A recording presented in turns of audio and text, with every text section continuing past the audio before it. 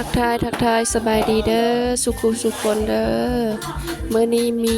เวียกรวมเนาะมาเฮ็ดโครงการบ้านอยู่หนองผือใหญ่เนาะมื้อนี้ก็บ่มีหยังหลายเนาะมื้อนี้ถึกจุหนึงเนาะหน่วยหนึงสร้างเพิ่นกำลังเฮ็ดเนาะระดมกันเพื่อแฮงกันมาเฮ็ดเนาะคืออันนี้คืองานสามัคคีเนาะอันนั้นก็ผู้ใหญ่บ้านเพิ่นเนาะ